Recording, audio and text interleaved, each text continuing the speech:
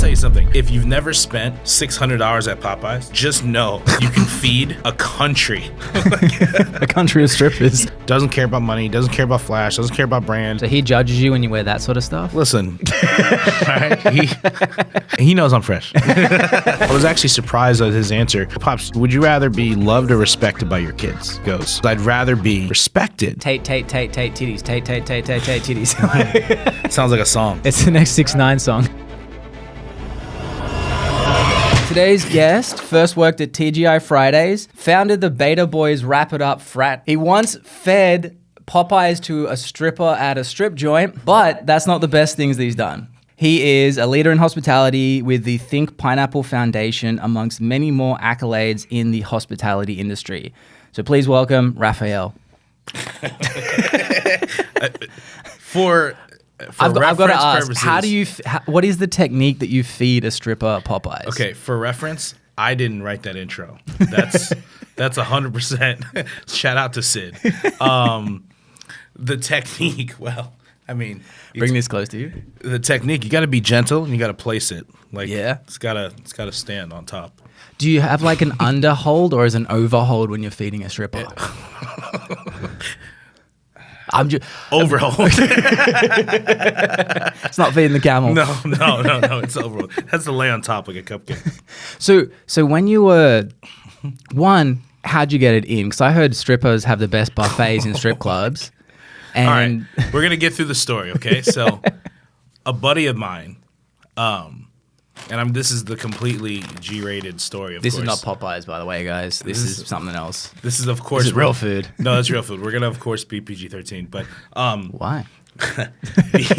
So, me and a couple buddies, we went to play golf at Old Corkscrew, and it's a great course, right? On the 17th hole, they had this: if you hit a hole in one, you get the pot. It was like if people were putting in money into to hit the hole in one, and it was going on for it was 9-10 months. So it was up to $16,000, right? So that's a lot. That's a solid hole in one. That's a solid amount of money, right? So we're playing it, and we didn't know it was happening. So of course they asked you when you check in, would you like to play for the hole in one 17th hole? We're like, yeah, absolutely.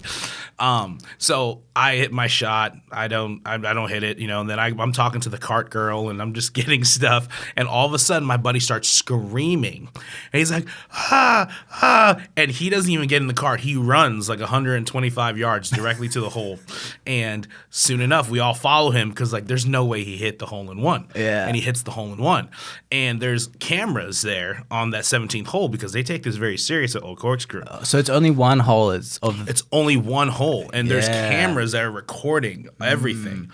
So we go back in the cameras on the clubhouse. They confirm he hits it 16. It was 16.5 was the number. So he goes. They ask him and they say, you can either get the 16.5 in 2 weeks in a check, or you can take 12 right now. And he looks at us and he goes, you guys hungry? And we're like, okay. And he's like, take the 12 now. And it's 1:35. And it's 1:35 in the afternoon. And my buddy goes, you know what? Let's go get lunch at Vixen's. And we go to the strip club at Fort Myers.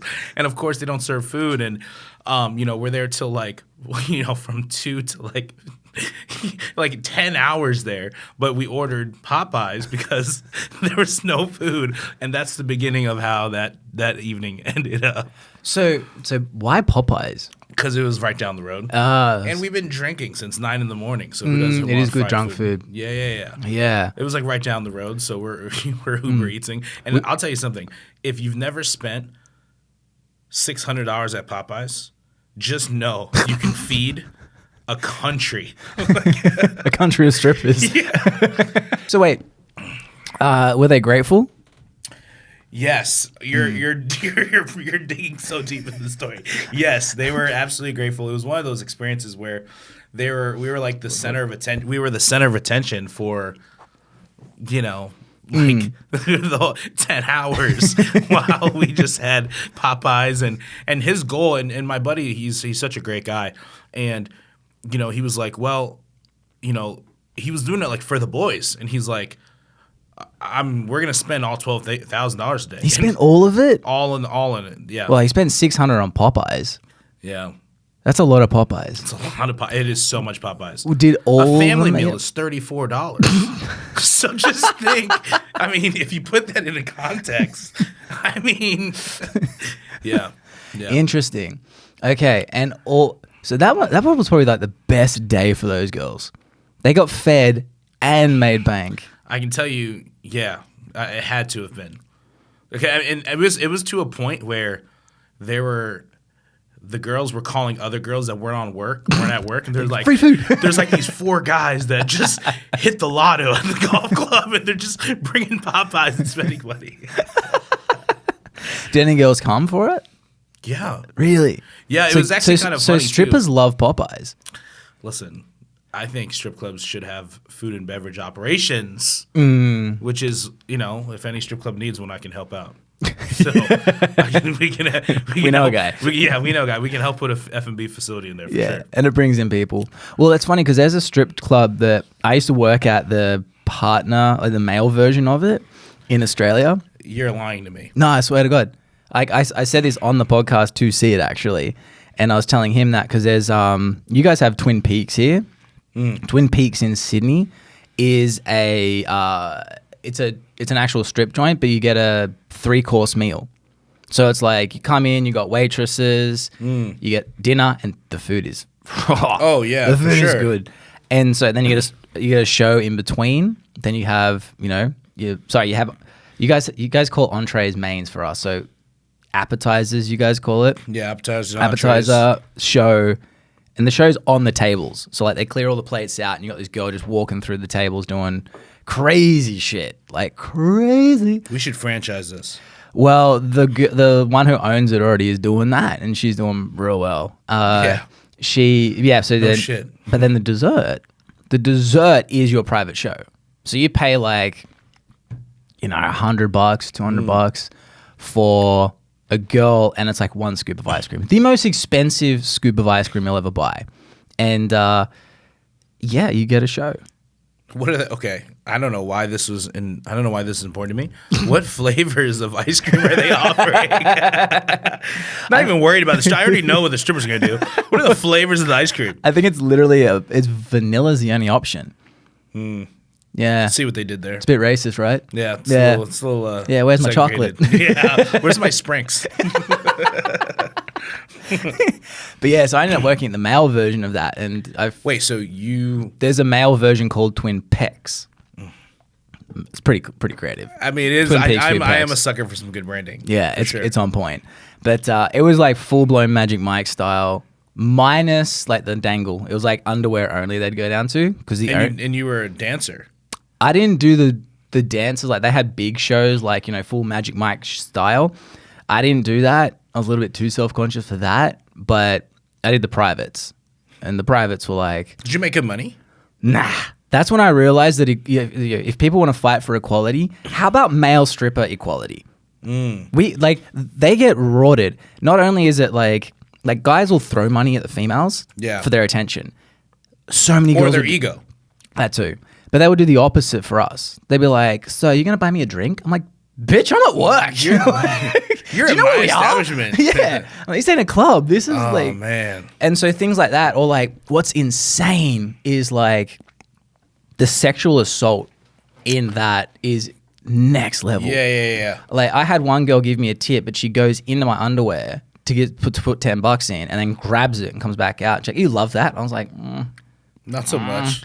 I'm like, maybe 100, but you know what I mean? Like I was just, yeah. It's just, but I had one girl too where I went to do one thing, just like a little tease thing, and she, no joke, fucking MMAs me around the neck and then tries to kiss me, and I've got my like forearm on her throat and I'm holding her like this. Like this is where it was like, thank God it was not the other way around because I was strong enough, but I had literally this girl, like I said, MMA around my neck like this, my forearm on her throat, and holding her like this going, no. And she's like, this is fucked, and just walks out. I was like, what?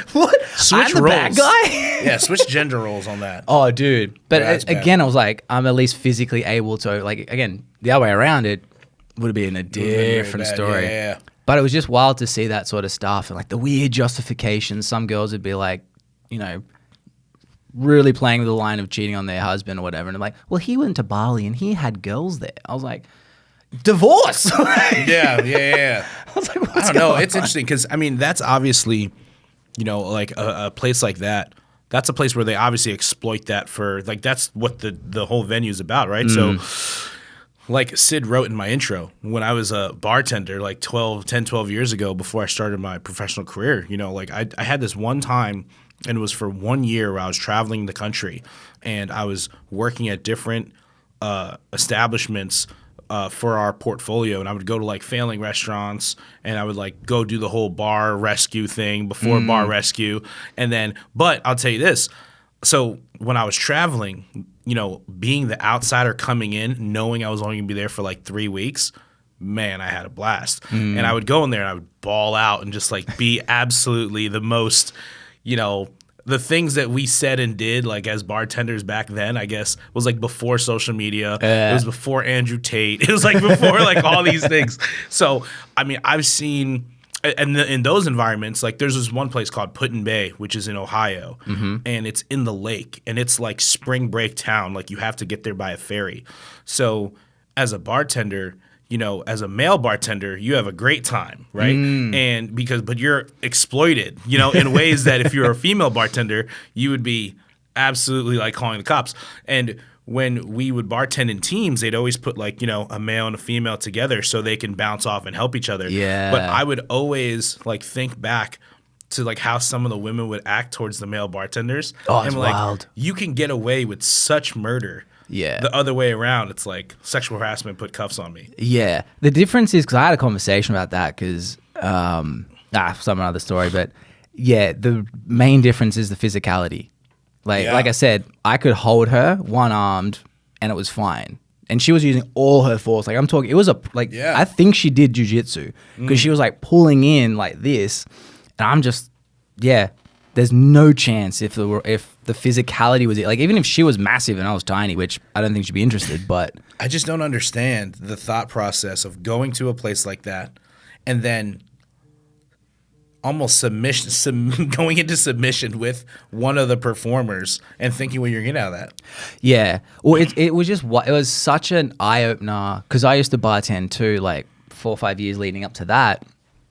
And so I saw a lot of, you know, again, girls that were drunk, and I'm like, dude, I don't know if I can stay in a loyal relationship seeing this much like craziness. But then I went to the strip club and worked there, and I was like, this is 20 times worse, where not only like they're angry at you for not hooking up with them. Like it was like I may as well have just said like, hey, you're a fat whore, and it was the same visceral and they reaction. Expect it. That's so wild. That's the wild thing. Yeah, they almost expect you to be into them because if it's the other way around, we'd be into them, and it's like, that's wild. Yeah, it was a wild one. But I want to try it. So you gave me a present. All right, so I'm from Jersey, right? So it smells so good, by the way. And coming up here, so we're in a stereo. There's a place called New York Bagels. I have no relationship to them, so this isn't a plug. But they, you know, in Jersey, we're known for our Taylor hams. So a Taylor ham is a Kaiser roll with bacon, egg, and cheese. And that's just like in foil. So New York Bagels does it authentic like you do it in Jersey. Oh, all right, look at that. For anyone who's listening to this, you're missing out. Do you know what? You actually timed this really well because I didn't have breakfast. Like my meal. And I'm like, do people bring stuff when they come on? I'm like, they don't. Yeah. I had a cupcake once. That was a good cupcake. But no, it's true. Usually we don't because I'm like, you know, if you're listening to it, oh no, I lost the bun. Oh no.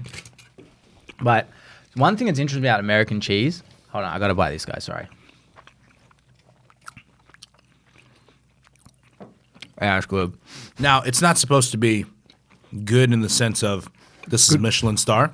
Good for you. This is supposed to be good in, it'll get me by. I gotta eat away. You gotta eat away from the mic because I know people don't want to hear that. But what's interesting is like the American cheese. You're like American cheese is so yellow. Yeah. So yellow. So good though. But I'm such a vintage cheese snob. See, Like this is like my dirty delight. But if I'm gonna abuse cheese, and like to a point where I'm like I've had way too much, it's vintage. Like see, I like really stinky cheeses. The moldier the better. The moldier the better. Yeah. It's like if I'm gonna eat cheese, let's eat cheese. You know, I like that, and no, I like stinky cheeses, and I like spicy cheeses. So if you go to Publix, Okay. here's my cheat code. So I do everyone does the Publix chicken sub. I do it with horseradish cheese. Horseradish cheese, that's an option? Yeah, they have a boar's head horseradish cheese that you can ask them to slice. Interesting. Delicious. I'll have to try that next time. I only just like when the hurricane hit, that's when I got onto the Publix subs. I didn't know it was a thing. How long have you been here? 18 months now. Oh, I thought you were gonna say years. I'm like, oh, bro. Nah. Literally, we moved here June 2020. Yeah, Publix subs. Sorry, is June like, 2021. That's Yeah. like your Visa card to being a Floridian. Now it's my go-to. Like the pub subs, that's what Subway should be. Like, so the pub subs here are like what Subway is in Australia. And so I had Subway here a couple of times. I'm like, this is trash. It's like, just feels like they've molested the food. It's just not a fan at all. You good? Yeah, sorry. Can't take the awesomeness. Can't take the awesomeness. I always think I like ordering subs with my friends because it's very interesting to see. Because that's kind of an intimate experience, right? Like you're literally dressing and undressing a sandwich how you want it.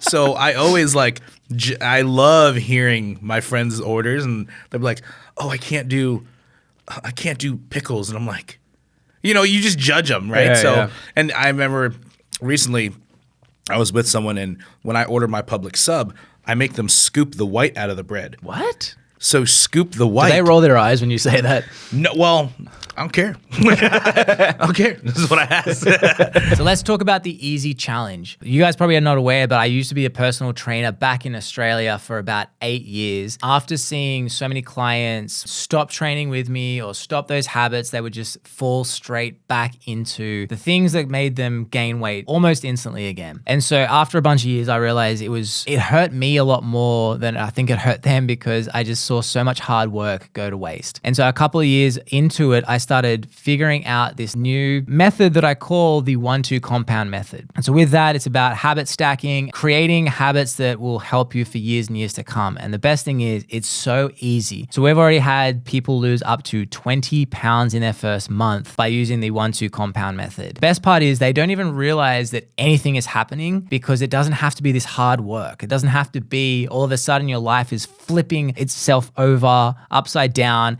and you have to focus on 20 different things. Instead, you're gonna have a one-on-one coach who will guide you every single step of the way so that you don't have to think. All you gotta do is just do the next thing, tick that off for 30 days, and the next thing. And after time, what you will notice is the weight will just start coming off. Now, this is not just for people who are trying to lose weight, also people trying to tone or just change some habits so that they don't ever feel like they're being miserable through a diet. Because let's face it, diets do not work. So to find out more about the easy challenge and the 1-2 compound method, all you've got to do is head to my Instagram at Aussie Blake Doyle. Now that is OZ, or you guys call it Z, don't you? You call it Z? All right. OZ Blake Doyle. And then slide in my DMs and just write easy. Now let's get back to the show. So I saw someone else do it, and I was like, why do you do that? And they're like, well, it's less bread, and it is easier to kind of like the shape of the sandwich is more of a cylinder rather than kind of messy. Ever since I did that, every friend that I've been with has all adopted that. I'm not gonna lie, you just converted me in like a second. Yeah. Now It's I'm doing that. Scoop the white. Yeah. It's so good. Interesting. I never get white though, so don't judge me. I always get like the wheat. See, I used to get the wheat because I felt like it was healthier, but I hate how the wheat tastes. Actually, I think the perfect sandwich would be Jimmy John's bread with the interior of the Publix options. Okay. I think Jimmy John's is the best bread. This is clearly a subject in our office. We talk about like who has the best sandwiches. So I feel well versed. They probably hate me because I'm super plain. I'll have roast beef with Gruyere cheese, toasted, and then just lettuce. Sorry, baby spinach, tomato, pickles. That's it. And a little bit of honey mustard. Honey mustard. I can't have a say like that. Honey mustard. Honey mustard, no. What's wrong with that? I do sub dressing on the bread.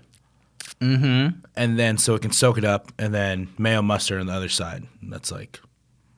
Yeah, you guys love the mayo mustard combo. I don't know. Yeah. See, funny, mustard's not a huge. Like, we like seeded mustard in Australia. We're very English. I like sea mustard too, but yeah, we just don't have it as an option. Like that yellow tomato, like the mustard and tomato, sort you guys call ketchup combo. Yeah. Not a thing. Yeah, our ketchup's not ketchup. Yeah, nah. But to be fair, a lot of ours isn't as well. Like, we used to call. Yeah, nah. We just call it tomato sauce. Yeah, ketchup's not a thing. We don't call it ketchup. It's the same stuff though.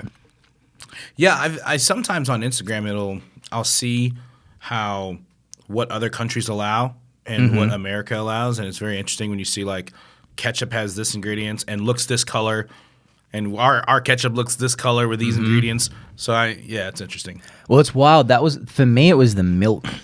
The color of America's milk is crazy white.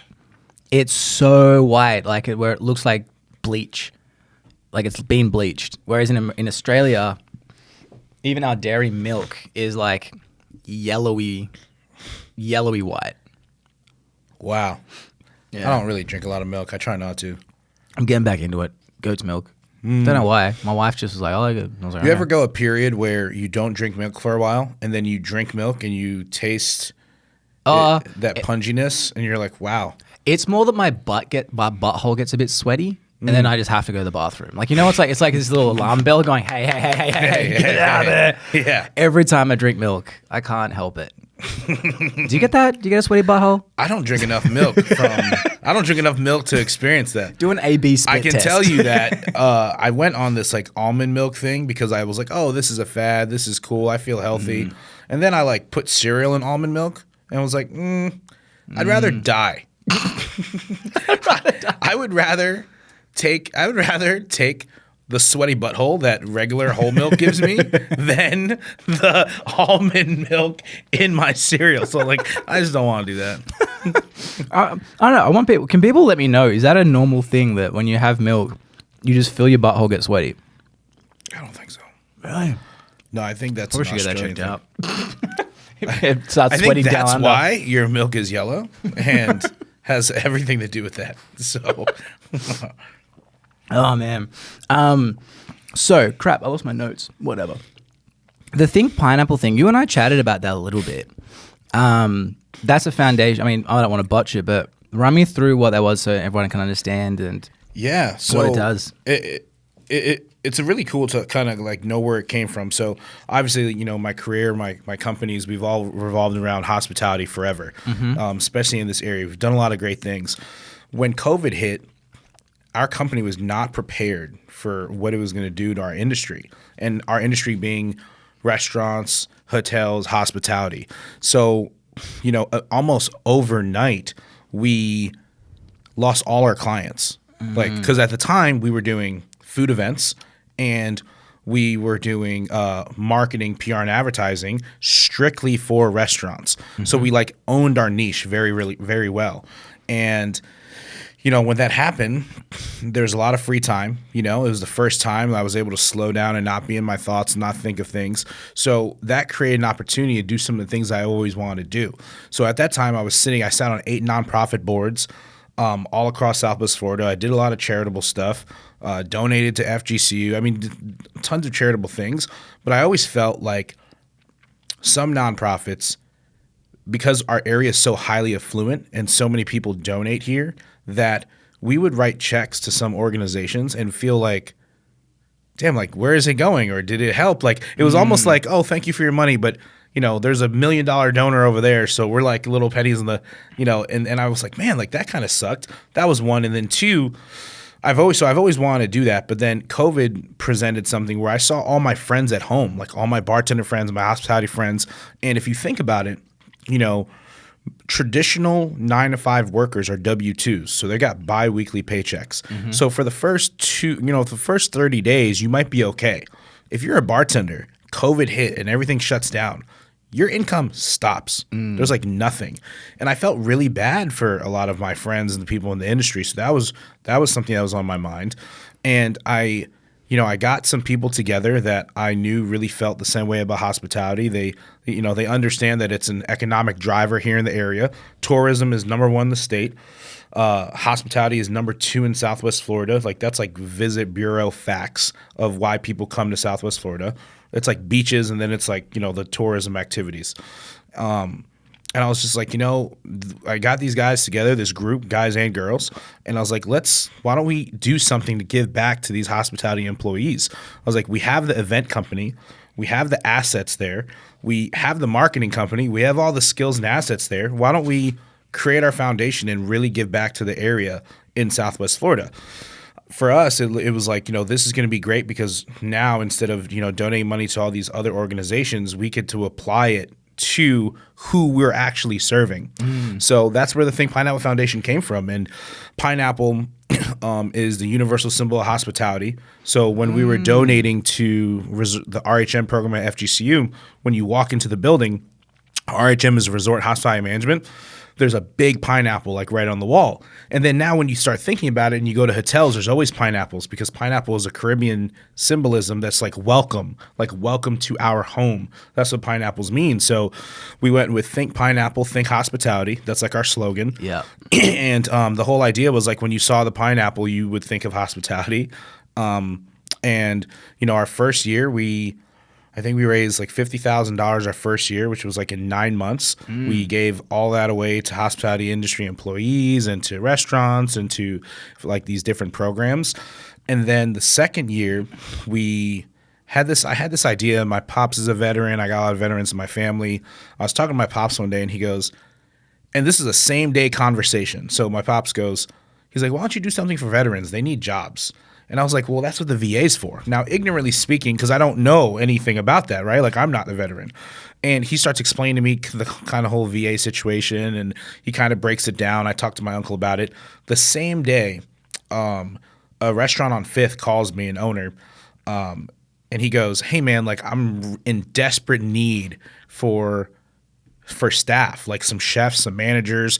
And we've already been knowing that the writing's on the wall that there's a staffing shortage all across the United States because COVID was very interesting. It not only affected hospitality in the present, but it also hurt it in the future because younger people that would normally go, oh, I have rent due on Monday. They would bartend and make the rent Friday, Saturday, Sunday. Yeah. Well, because of COVID, now there's new things like crypto and stock trading and e-com and, all these different ways that they can make money online. So younger people were using the digital ways to move forward. And now forced into it as well. Forced into it. So there was it was a smaller pool of people that were kind of working into hospitality. And there was just, and all those things were affecting. So that same day, my pops was talking to me about, veterans. A restaurant called asking about hiring, and I just kind of clicked. And I was like, what if we came up with like this workforce development program? Like if you think of a veteran, so it's called Veterans for Hospitality, right? So we take veterans that come back serving their time. Sometimes when you serve your time for our country, what you did doesn't necessarily equal a job here in the States that like makes sense.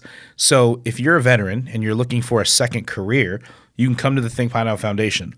We'll put you in a training program that'll be about 90 days. And so and after 90 days, we'll job place you on the market, or you can come back and you can get hired at where you were training, or you can come to us and we'll job place you on the market.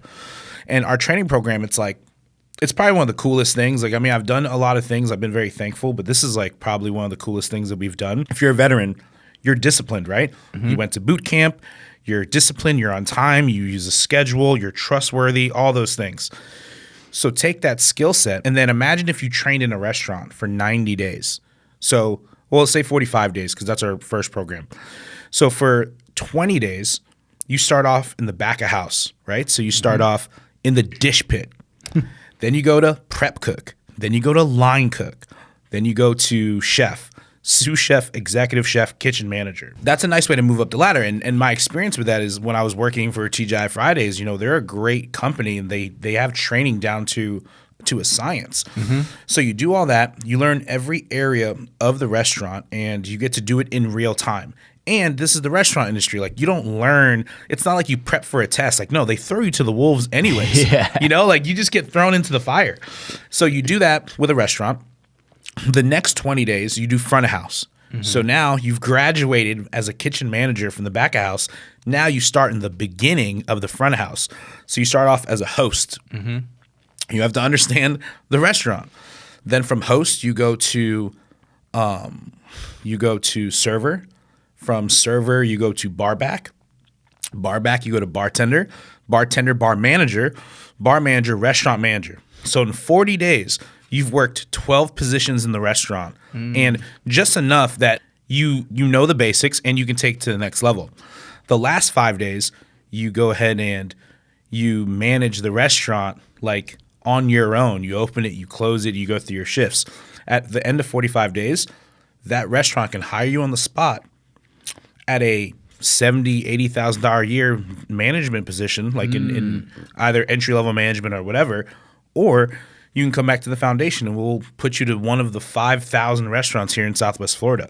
So it was like really nice because we're providing jobs for veterans and we're fulfilling the need and void for the hospitality industry because they need reputable people. And if you've been a bartender, you know, like there's tons of problems in the industry, right? Like, you know, there's drugs, there's alcohol, there's things like that. You know, it's a very quick, fast industry, and I think that's like what makes hospitality so great too, is that like, you know, it can have those type of people and those things, but restaurant owners, hoteliers, you know, tourism businesses, they need quality people. Like, we're having such a hard time in this staffing crisis. So what do you forecast with hospitality? Because it is, I mean, you touched on it, it's quite funny for me anyway, because I see a lot of the people in their 40s, 50s, 60s, rather than go like, why is no one working? There's only two things they go to. This generation's lazy, or it's because the government's giving them money. They completely bypass that. Well, no, there's so many options that exist now because of the internet. Like, I can sell to someone in Uruguay, and then also like there's all these things that exist that never did before. And so I think there's a lot of those bar owners, restaurant owners, and every single other industry that's struggling to find work. What is like some advice that you give those people that are sort of like sticking their head in the sand rather than looking for solutions like you are? I think it's like in two parts, because part one, answering the first thing, is I think there's always like everything else, right? Like, you can do 100 things right, but you do that one thing wrong. I think that there's a large amount of younger people that are hustle centric and are doing a lot of things, but we see, because we're dining out and we hear and we see the lazy ones, and they kind of like give a bad rap for the whole, you know, because if you are hustling, you're probably not being seen. And if you're doing it online, then you're definitely not out. Oh, that's the thing. My in-laws didn't get it. Like, they have a pest control, so they're used to being miserable. Like, going out, knocking on doors, you know, doing a service, that they see me just, and then like occasionally I'll look at this and they're like, you know, like and like, you know, I'm building the business, so they're like, and I'm like, hey, we can't spend this money because this has to go to that section. And it was just constantly like, oh, he stresses over nothing. He doesn't work. Like, not that they say I didn't work, but it was like they couldn't see the progress because it didn't make sense. Like, it's out of sight, out of mind. Yeah, like they weren't seeing dollars, but I was seeing attention, and I go, attention turns into dollars. Of course, eyeballs turn into dollars and cents. It was the same thing when I started my first business was 2014, and I started Restaurant Week, and you know, it would look good on social media because I'm dining out at all these restaurants, and my mom would be like, I mean, that's cool, but you never work. Yeah, but you're never. And she's like, well, at the time I was like bartending, I was doing real estate, I was doing all these 100 billion things, and I was like, Mom, it's gonna pay off, you know. And then, you know, 10 years later, or no, 8-9 years later, you know, here we are, and like I have a whole business built around hospitality because like you did that. But going back to the original question, if I really think the biggest thing right now is people that don't know what to do because there's so many options now. Yeah. So, it used to be like if you don't know what to do, go pick a laborer job or go to school for something that was very specific to a trade or something like that. Right now, I was thinking about this because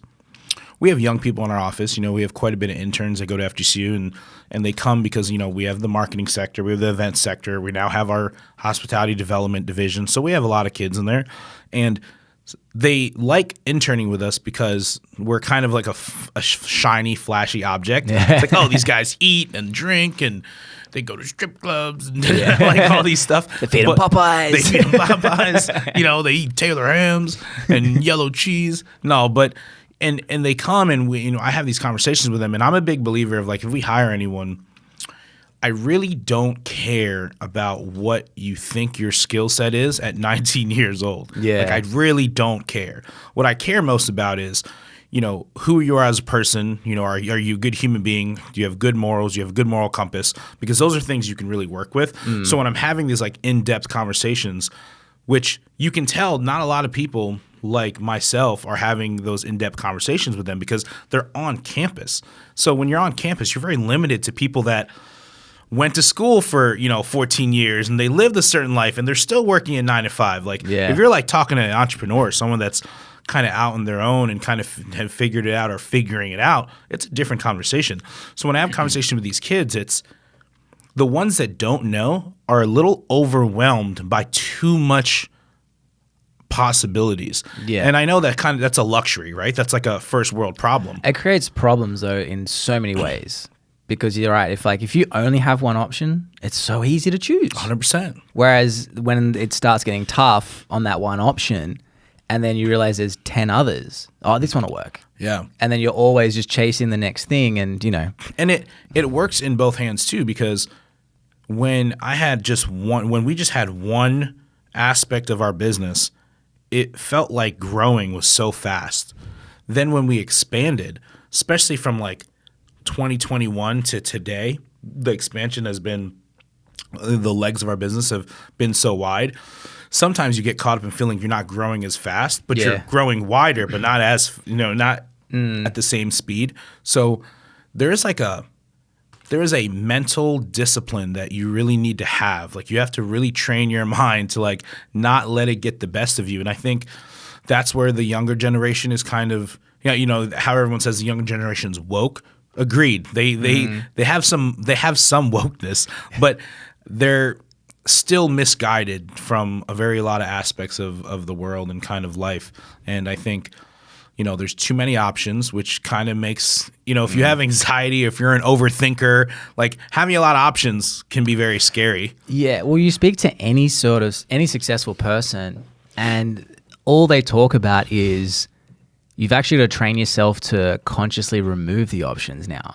That's the biggest thing. Like, I'm the same. Like, how do I constantly remove stuff? Because it is very easy to get distracted on the phone, and like all of a sudden you scroll for an hour and you're like, shit, what am I doing? And you can lie to yourself and be like, well, no, I create content, so I'm researching. It's like, I wasn't researching. I was maybe the first 3 minutes. But that's the biggest thing. I think I said it to Tana Chidesta on our episode, and I said, everyone likes to, shit all over the generation that comes after them. Everyone does it. There's a saying that in 52 BC there was a philosopher saying that kids these days don't earn anything. But that's actually funny. That's actually wild to think about. Every single generation says the same thing. Because I speak to my in-laws and they're like, this generation now is this, this, and this, and I go, how'd your parents talk about your generation? Same thing. They got it handed to them. They had this. Like, it's weird how it's like the generation works so hard to provide and then resents them for having it. Yeah, it's the weirdest thing. But I said to Tana, like, we've gone through this physical, like the last few generations have gone through physical troubles. Now that we've safely removed the majority of that for a large majority of the population, but now we've entered this whole other dynamic, which is it's now a mental war ground or war field. And I think the generation after Gen Z and the one that precedes it, they're probably going to be physically weak, but so mentally strong. Probably, yeah. You know, because, you know, I don't know if you see when I post my comments where people are hating on me. I do it because it's funny. Like, I troll it back. Yeah. But everyone says to me, they go, how do you deal with all this hate? And I go, one, I think about where it comes from. And don't get me wrong, this took me a long time to figure out. I used to get really worked up and take it personally. But, you know, through that constant hate of like, when you have enough viral videos and you have, like, you actually put your opinion out there and it, like, you know, you're going to have people come at you. That's what helped me, was having that influx of, you know, mental torment. And that it taught me to be like, hey, okay, some of the shit you're going to say is wrong, and that's fine. Yeah. As long as you own it.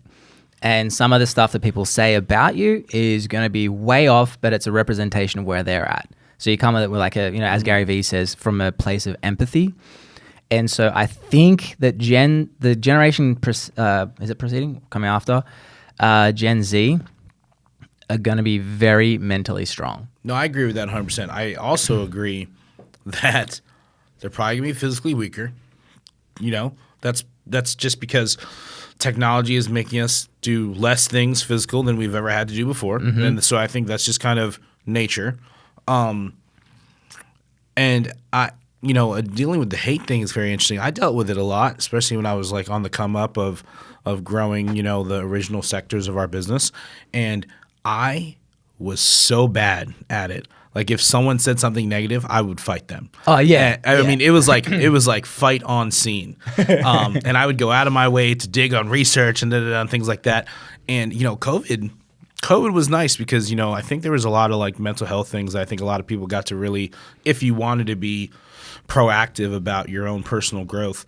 And I really kind of got to this point where I realized, and this was the hardest thing ever, I realized that you're not on their mind as much as they're on yours. And, you know, that meant that rent that's in your head that they have, like, you got to let that go. Yeah. Like, you really have to let that go. And once I did that and stopped really worrying about accepting, because you really don't know, but you have to like have blind faith. Once I started accepting that they're not thinking about me as much as I'm thinking about them, or hating on me as much as I'm hating, whatever the case is, that really changed. That was like a real. Yeah.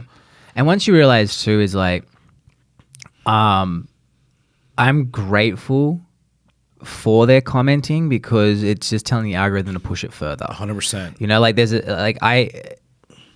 I want you to hate me or love me, but please don't be indifferent. Yeah. Because if you're indifferent, it means you don't give a shit. Yeah. And when you realize too, it's like, it's so easy to piss some people off. Yeah. Like I'm talking about, you know, think about that statement. Think of if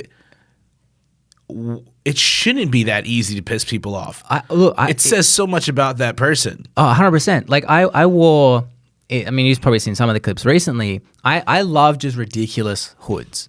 So I've got like one that's pink with Daffy Duck, Donald Duck on it. Yeah. I got like people thought they were getting one up on me by commenting on that like hood.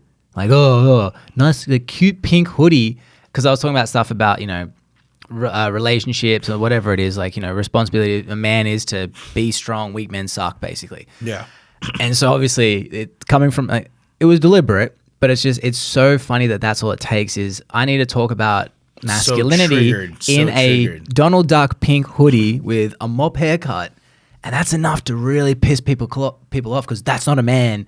But you've got these people that it pissed off both sides in a way, because you've got the people who are like F men and now attacking me because they're like, you're not one of those guys, you pathetic little thing. So I'm like, hold on, you're doing exactly what you say you hate. Like, first of all, I worked at a men's club.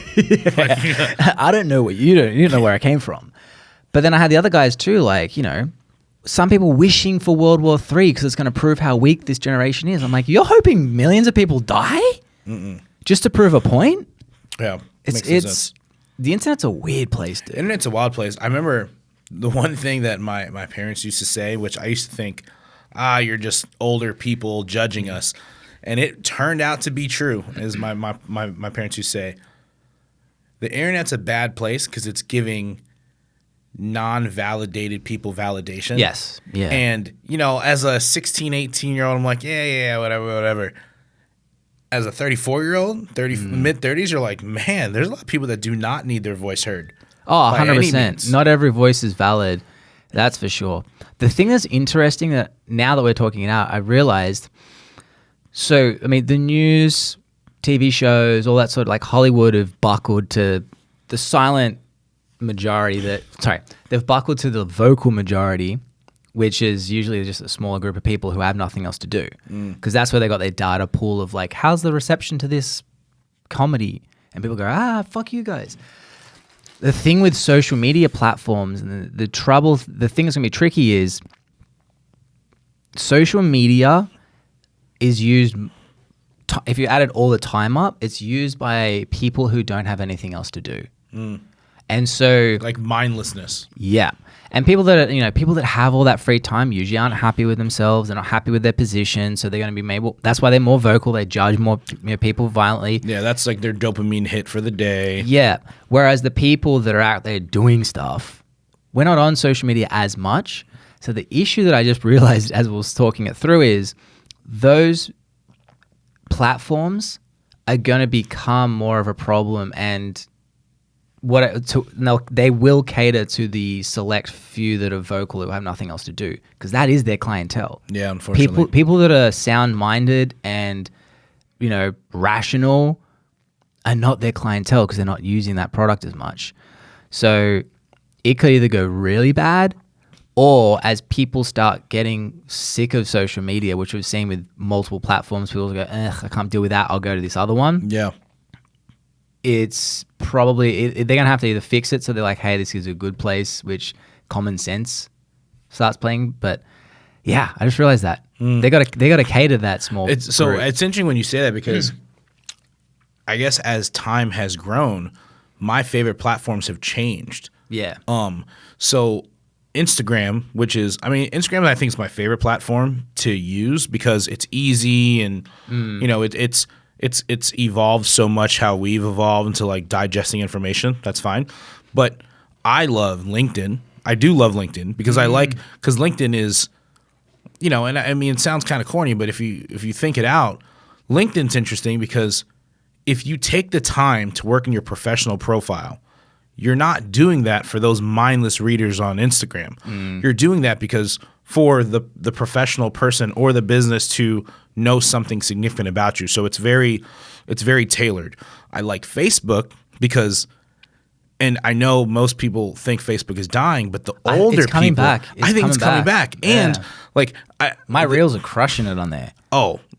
We have content that's killing on Facebook, but it's also, if you want to work with certain people, or if you really want to know how a generation is thinking, go on Facebook and see your parents and all the older people. Because I was on Facebook 2014, 2014, around the time like when it first launched. So I have a lot of people that were professionals at the time that are now older, and you see what they post about, see what their interests are, and when Facebook changed so you can see their activity of the things they like and follow, and you're like, whoa, that's how you feel. Yeah. Oh, that's what you think about. So I hate that though. I got in a fight with my wife once because I liked a couple of girls' photos, and she found that, and she's like, if I walked past a girl, looked at her, and went, huh, and kept walking, would you be pissed? She goes, no. I'm like, that's literally what it was. The problem is you got 20 of those, in one little spot, and now you're like, he only thinks about her. Did you like the photos, or you were that's the problem. Because you know how you don't think, you go, double tap, move on. Yeah. It's like you've watched that photo like fractions of a second, but then you put all of those in one thing, and it's like, and it's the like is permanent. They're like, see, you're married. I don't deal with these things, right? So the only thing that I have that is anywhere relatable is I've been in relationships or situationships, whatever. Situationships. And I have friends, girls that are friends, that they have like their bikini pic, and I legitimately will like it to support my friend. Like, that's my homie, like, get her the likes, da-da-da-da-da. And it would be like, who's that? It's like, well, let me explain that we know each other from da-da-da-da-da. It's not like that. And it's like, and I have a lot of those. So that's the closest I've ever got to that. I think that's the funny thing. So the way I did it was I never shied away from it, and I would explain that. Like in that analogy, I'd say to her, I'm like, would you care if I walked down the street? Oh, what if I went to the gym and I just saw it? There was a hot girl there all the time, and I'm like, huh. And I kept working out. I did that every single day for a month. You can go devil's advocate and go, and I am defending your wife. You can go devil's advocate and go, if you go, did you tap in the shoulder and like it? That's the thing. So that's the difference. So I was like, if I just went and let them know that you looked. Yeah, but do you really think these girls are going through their likes and being like, oh, I'm going to reach out and DM him? Yes. Well, then I'd return it. No, I wouldn't. But you know what I mean? Like, that's the difference. For me, I said to her, I was just like... I mean, that's the definition of thirst trapping. Well, the gym's worse, in my opinion. I said, because I'm like, I can walk up to her and have a conversation. On this, it's like, one, I have to slide in her DMs, and then it's like, you can accidentally have a conversation with an attractive girl in a gym. Like, you're like, oh, sorry. How old are you? 34. Oh, so we're the same age. Yeah. All right. So this is a good conversation because you and I remember a time when if you like wanted to talk to a girl, you had to write a note. You had to like fold it in a square, send it across the room. You had to like. That's why you're a virgin. Yeah, you had to make conversation. You had to like invite someone somewhere and hope they showed up because we didn't have a cell phone to make sure that was fun. That we didn't. That was fun. And I think. Then you'd find out 2 hours later. It's like, I don't think they're coming. That'd suck. Does anyone have a quarter so I can call my mom? No, so I think where I take that is we're just kind of like in a lose-lose situation. Like there's no real like that whole scenario that you're in, like and so many people find themselves in. It's like it's a lose-lose. Like you're on a platform to see things and people. The algorithm's quick too. Oh. I will this is how smart the algorithm is. Now, which platform are you talking about? Instagram, because that's what I'm on most. But here's how smart the Instagram algorithm is. The second I look at one photo of boobs for 1 second, you go to the explore page. It's not showing booty pics. It's all boobs, and I'm just like, all right, I need to readjust my algorithm. I'm gonna get in trouble. So it's like, all right, soccer. I don't even like soccer, but I'm going to look at soccer. Kick videos. All of a sudden, instead of boobs, there's balls everywhere. Yeah. No, it's so good. It's the same thing. I mean, it's quick too. For a while, you every once in a while, I'm sure you do this. You go through a detox. You unfollow people. You follow certain accounts or maybe that are more educational or motivating, and you follow one hot chick in a bikini, bang, popping up everywhere. Oh, it's like you guys. Yeah, Instagram does a good job of that. They're very good TikTok at it. too. TikTok does a good job of that. I haven't been on TikTok. I got it off this phone.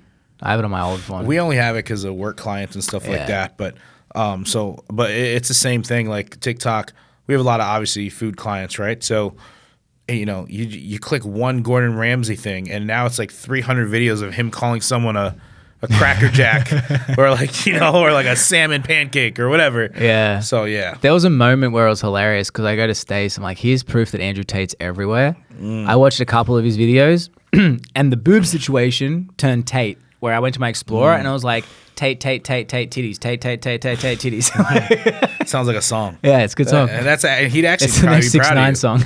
Yeah, he'd be proud of you if that was what he saw. Probably. Andrew Tate, the way that he just kind of took over the internet, he needs to write a book on that because he. Well, that's what he said. He goes, I proved to everyone that you cannot get canceled anymore, because that was the issue. Everyone thought that I just have to be my channel, and my channel is what I do.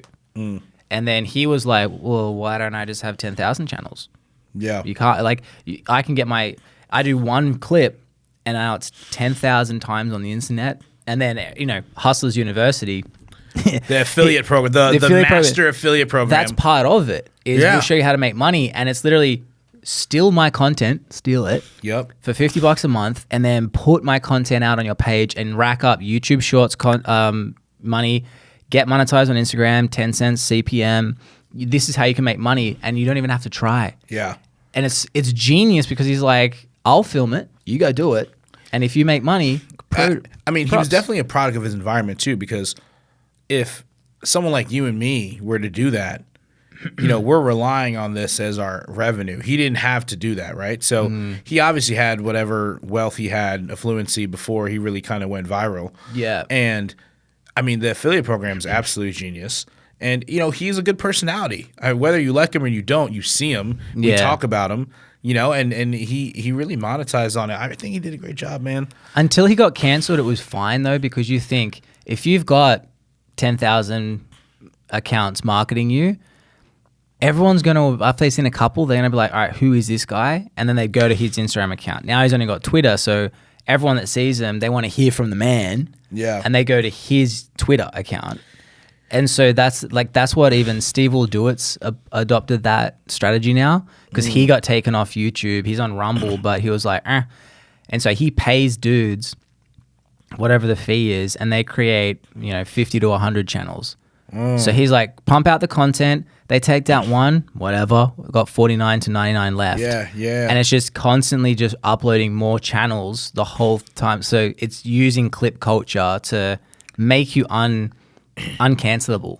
And what's nice is for him, and obviously we're talking about content creation here, like for people that get it twisted for a second, but from a strategy standpoint, he also, the people that are selling Hustlers University, the people that are cutting his clips, they are cutting out his best quotes, his best conversation pieces, like the more positive things. So even because there's obviously content of him like going far off the rails talking about certain subjects. Of course, that's like everybody.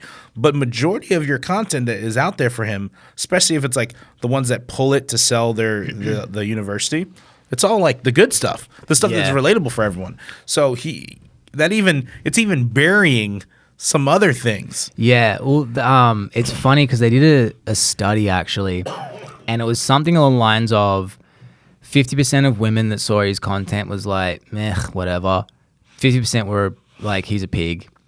But it was something like 90 to 100% almost of men are like either, he's got some good points, Yeah, so, so it's interesting seeing with him. It's like you even my wife, she came across somewhere he was talking about the power of a woman, and she's like, I think I like this guy. So to give you, I pushed her back. I was like, there's a few things he says that aren't, but I go, those things are very true. Yeah, but a woman's my property. Yeah, but I mean, this is don't cancel me. But I mean, if we were in a gym talking to each other for an hour and a half, we're gonna say some things that are probably 100%. that are not, are not gonna be agreed on, and some that are just gonna be hilarious because like we're funny guys.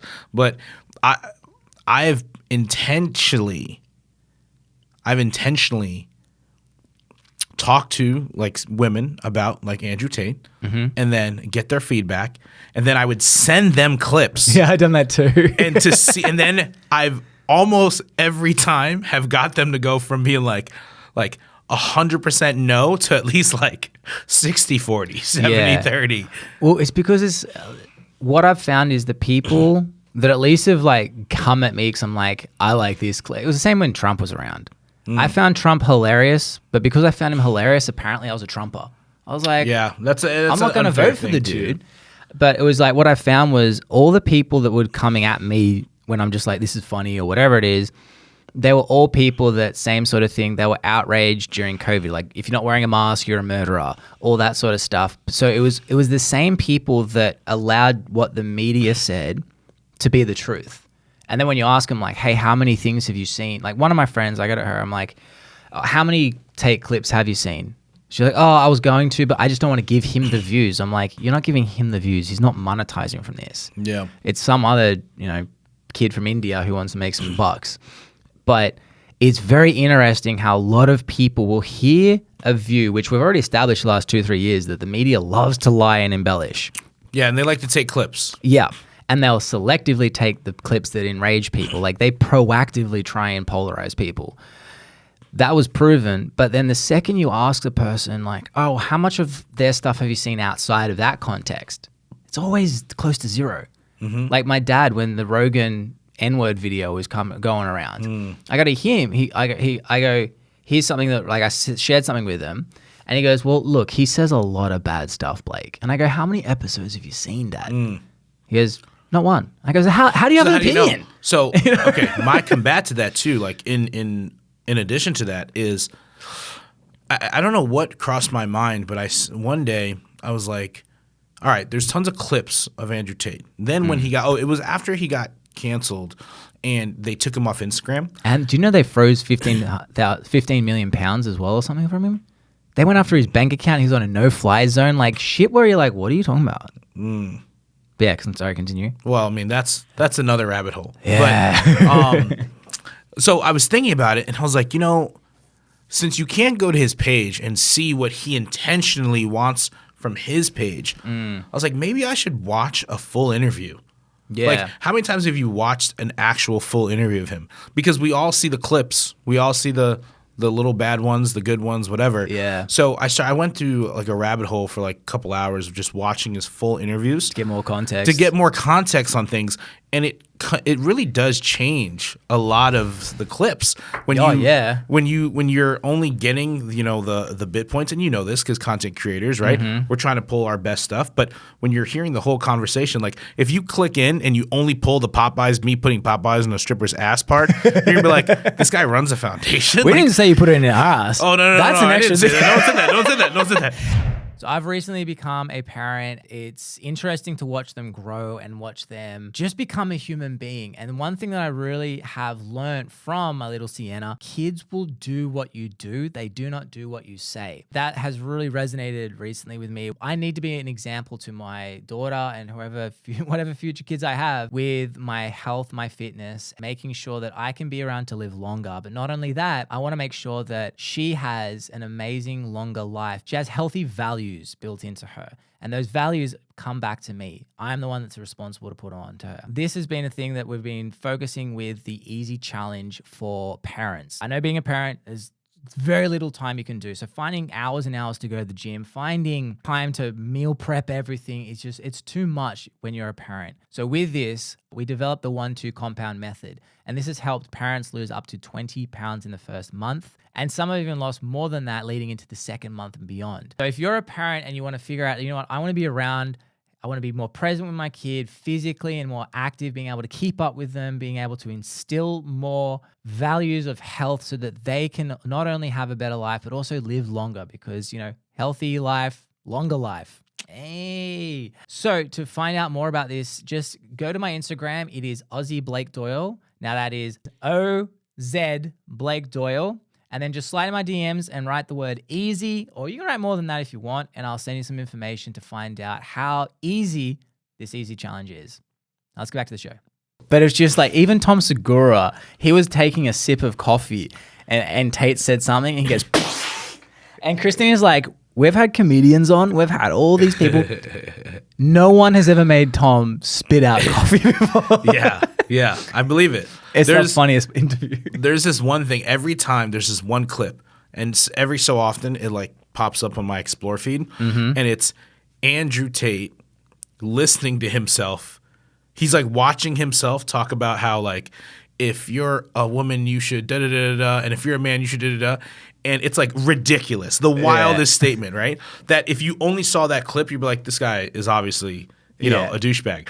And he's watching it and he goes, looks at the camera, he's like, I'm the funniest man alive. So, and it's those moments when you're like, you guys don't realize like he's trolling. Yeah. The problem is there's a lot of teenage boys though that take him literal. That's where it gets slippery. Yeah. Like you and I are aware to see what a joke it is and what a joke isn't. Yeah. There's my favorite clip from him was like a couple of years ago, but it was resurfaced and I saw it recently, and it's him he's just filming on his phone, and he goes, if you have a wife or if you have a girlfriend or a daughter and she wants to go to Ibiza, lock her in the house. Do not let her go. She becomes a prisoner because Tristan has slept with 9 girls in the last week. And then it cuts to Tristan. He's like, yeah, they came to Ibiza to find themselves, and they found themselves in my bedroom. Yeah, I know that clip. Funny. It's funny. But some idiots are going to see that and be like, yeah, fuck that bitch. Like, yeah. I think that's the tricky thing is, and I think that's part of, this growing pains of the internet is not only kids and teenagers and 20s and whatever it is figuring out how to navigate themselves in the internet. It's parents figuring out how to navigate their kids in the internet. Yeah. And that was one conversation I had with my friend who was really angry about me because she has a friend who has a 12-year-old boy and he's saying like outrageous shit towards girls now. as allegedly as a result of that. Like some homophobic stuff, and I go to her, I'm like, look, at the same time, what 12-year-old boy isn't homophobic a little bit? Like we all were, you know? But I said to her, I'm like, I don't want to twist it and put it against you, but I'm like, it's also the parents' responsibility rather than going like, he was just such a nice boy. I don't know what's happened. Watch Andrew Tate stuff. Educate, like understand who this kid is, who this guy is that your kid idolizes. Understand where it's really coming from, and you probably then can navigate how he perceives what Tate's saying.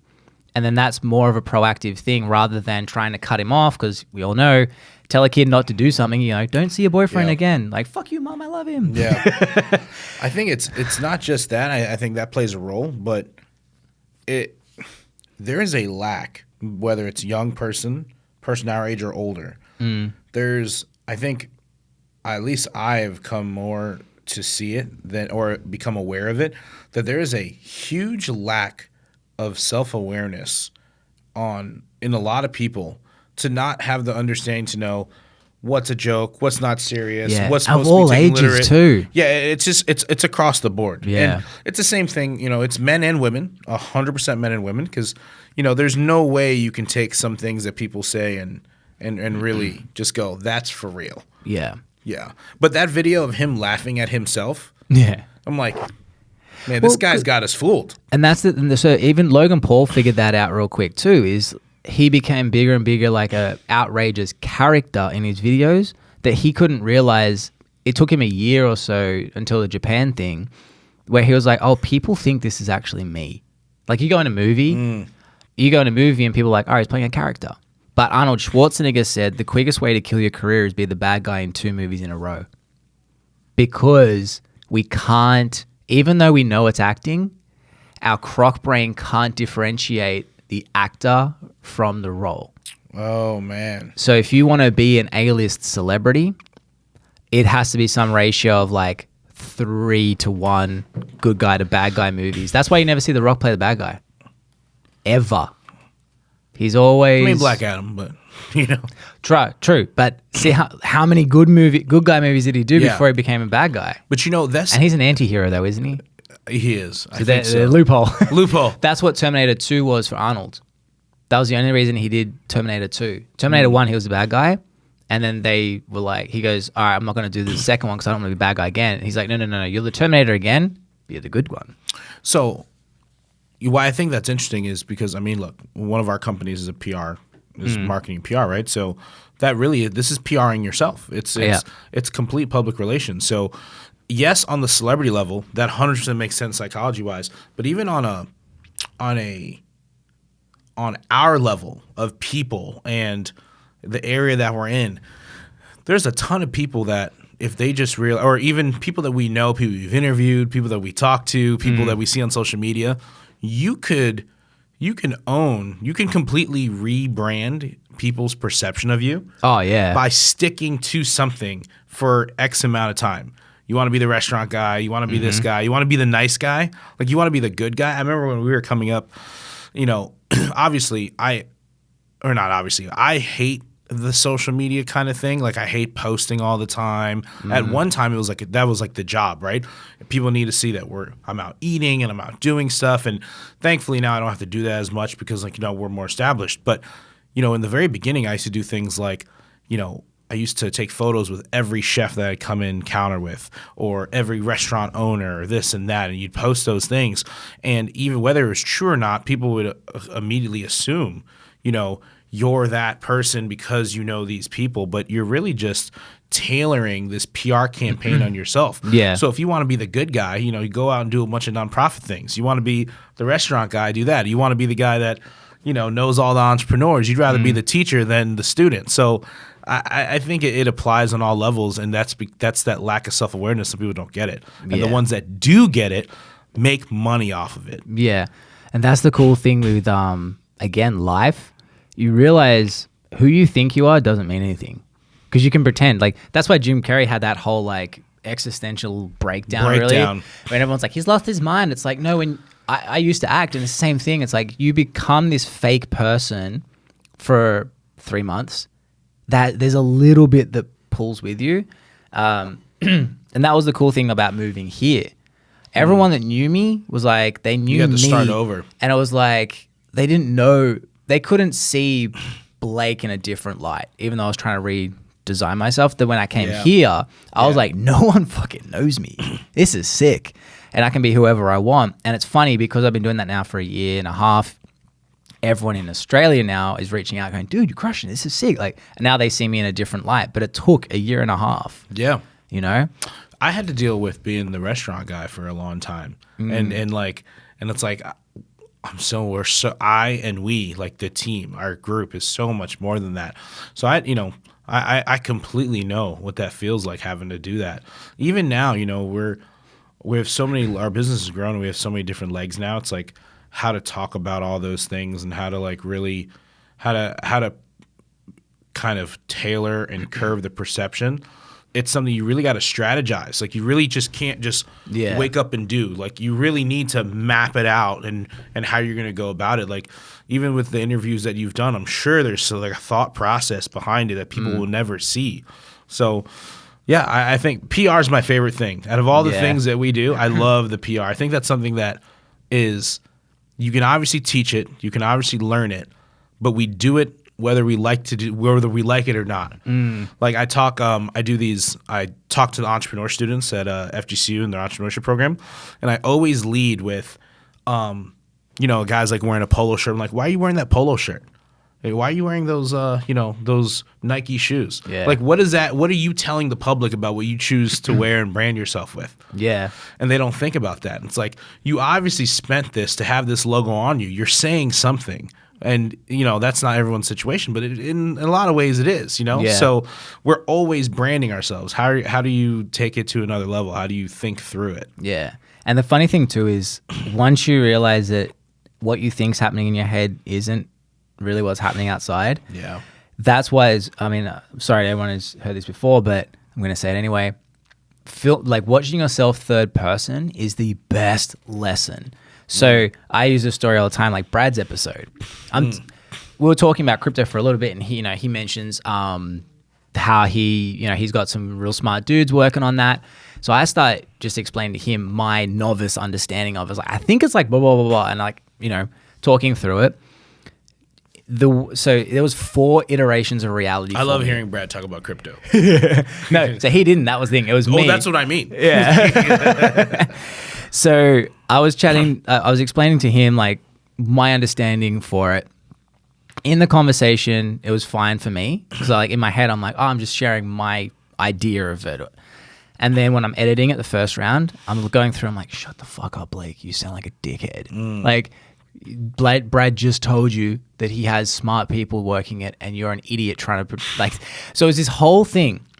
And luckily at the end, he goes, do you understand anything you said? And I saved it with I read a book for dummies. Yeah, I took a crash course. Yeah, but then I left it for a day. I was like, maybe I'll just cut that out. I left it for a day, and then I watched it again. I was like, it's not that bad. We'll see. And then Sid messages me, and he goes, dude, this episode with Brad's great. I go, do I talk too much in it? And he goes, no, what the fuck are you talking about? I was like, huh. So 4 events of the same conversation, 3 of them were my own. And my own interaction with my own conversation was 3 different feelings. So when you realize that, you're like, all right. So which one's the real? That's what I mean. Yeah. But one thing I noticed too is the tricky thing for me hearing my own podcast, hearing yourself talk, you're always going to be like, fuck, shut up, Blake. But then it's funny how I was listening to Rogan, for example. It's his podcast. And I will look at, all right, how much did he talk in this section? I'm like, oh, Rogan spoke for 8 minutes.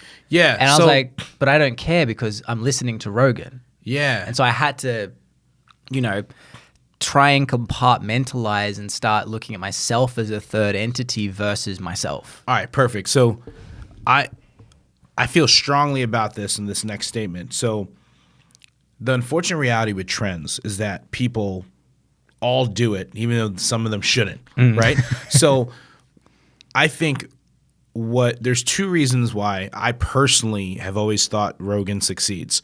Number 1, he typically doesn't put a time limit to the conversation, so he lets it just flows organically until you really kind of beat a dead horse, right? And I do like that because if you're interested in a specific subject, you can listen to it until forever. If you're really like, I know the Elon episode was like 3 hours when he was like getting into AI and He stuff. had 5-hour episode recently.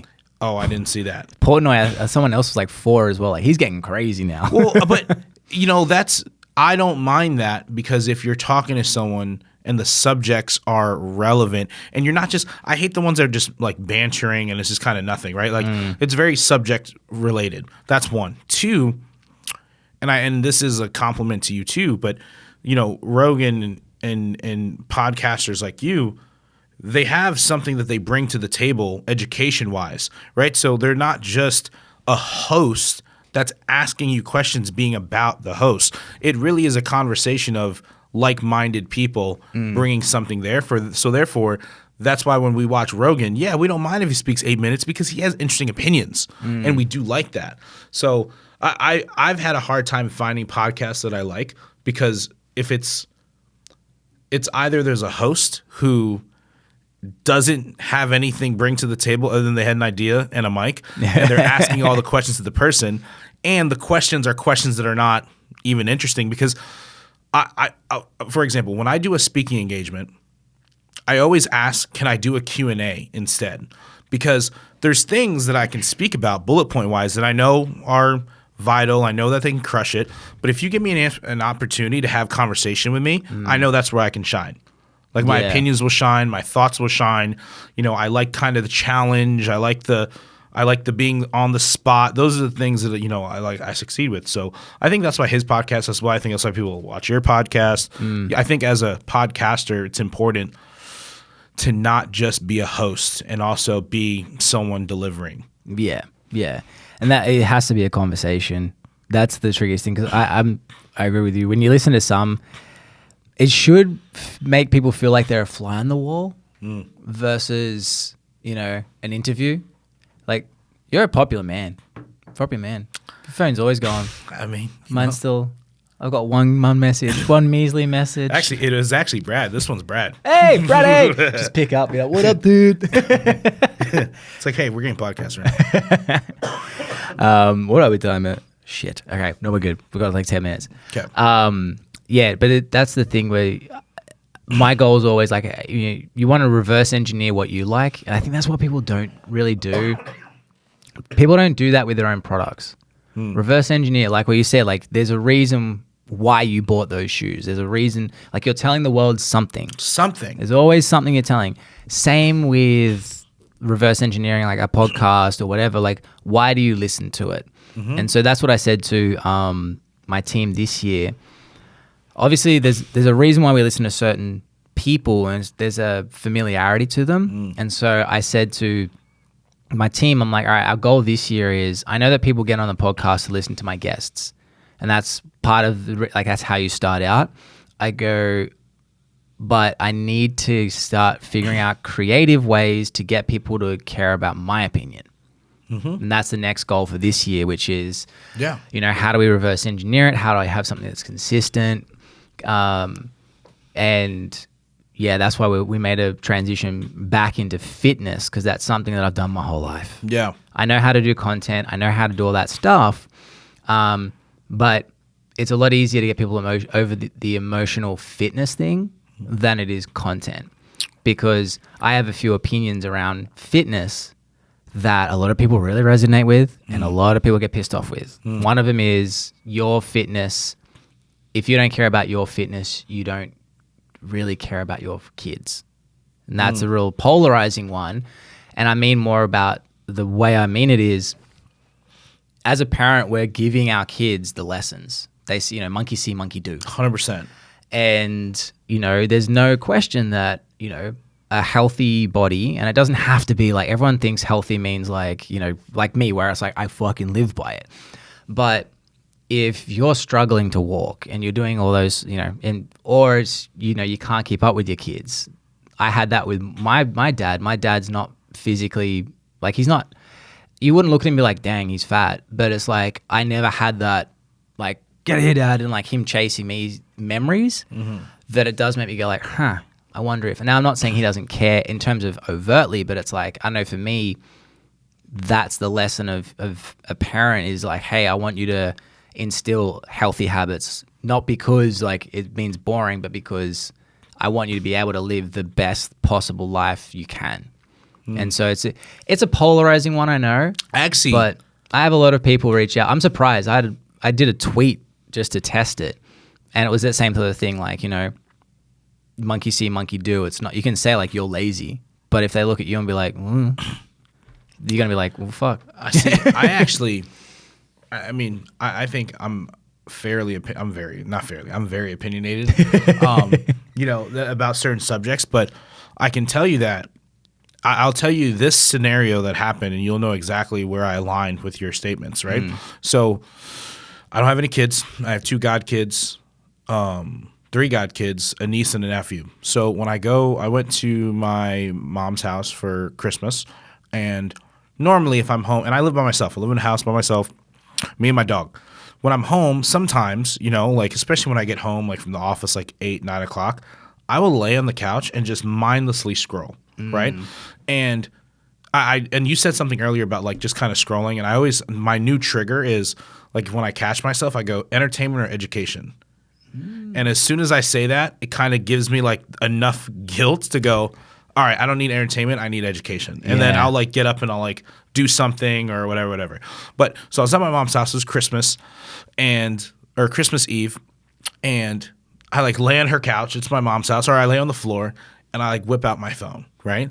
And I'm just scrolling, and then all of a sudden my niece comes over, I see my godson, and I'm like, I wonder what I look like to them is what I thought. Yeah. I was like, what do I look like? I'm just an adult that they don't know the world. I'm just here on my phone. So as soon as I thought this statement, something along the lines of that statement, like what do I look like to them? I put my phone down and I was like, let's go outside.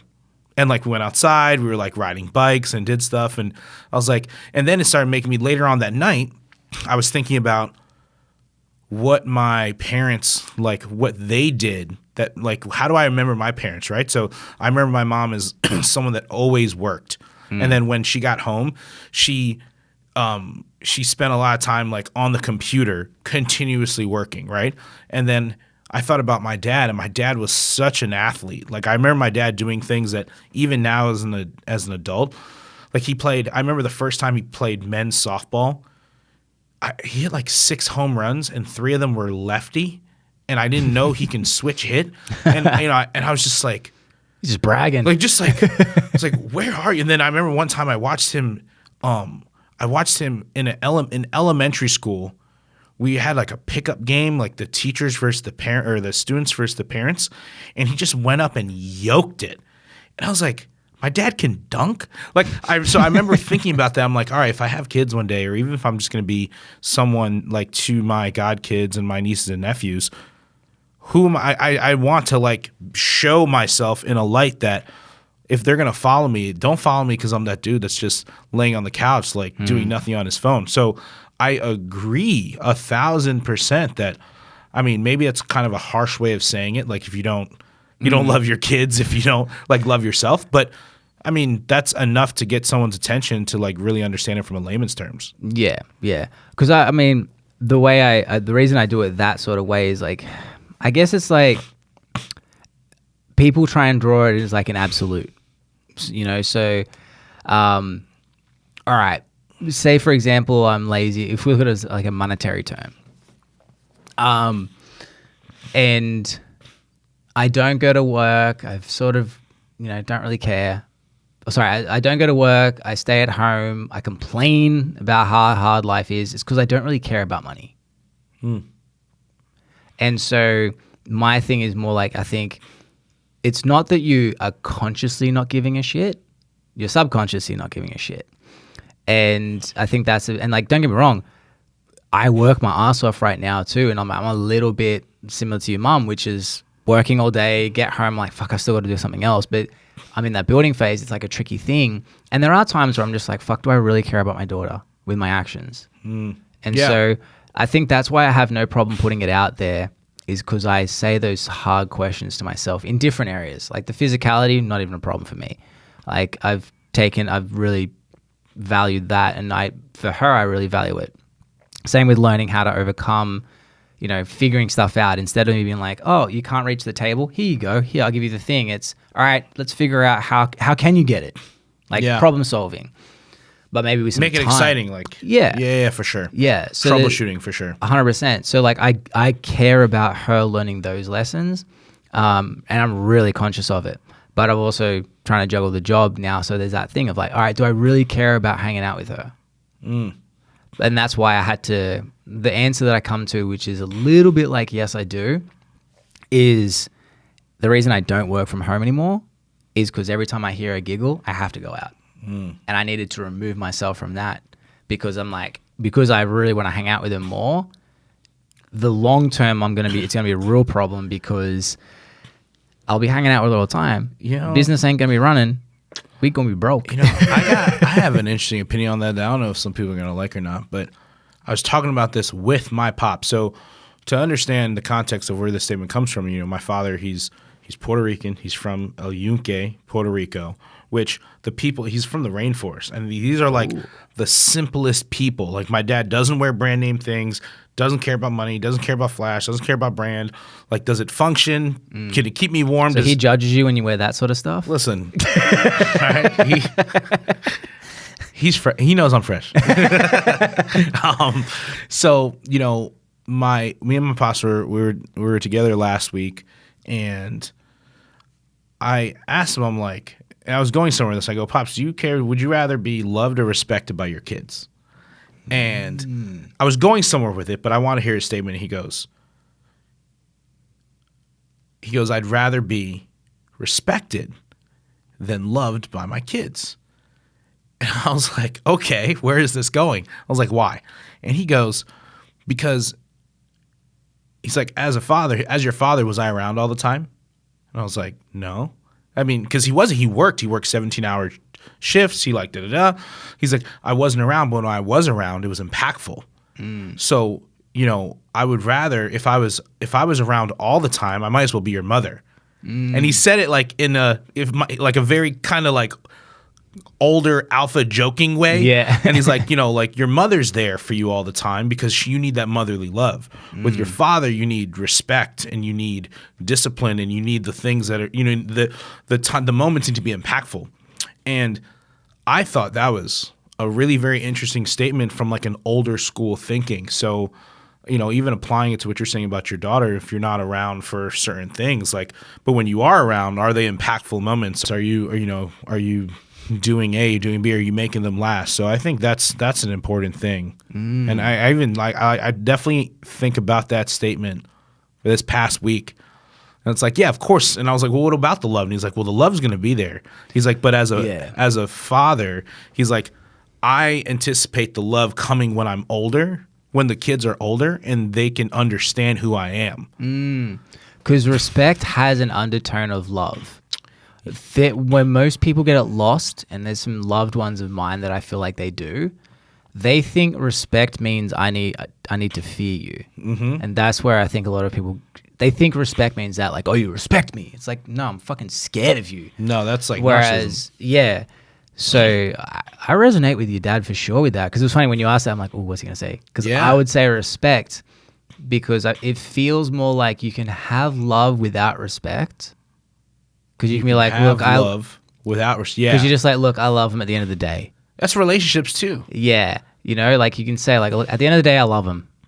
Yeah. But I can't say, at the end of the day, I respect him. I can't roll my eyes with respect, but I can roll my eyes with love. Yeah. And if you respect someone, you're right. I think there is an undertone of love when you respect someone, because the respect is saying that no matter what, I have admiration and respect towards you or your ideologies, which is a love within itself. So it was a very thought-provoking thing, and his answer wasn't. I was actually surprised at his answer, not his answer per se, but his reasoning of, you don't have to.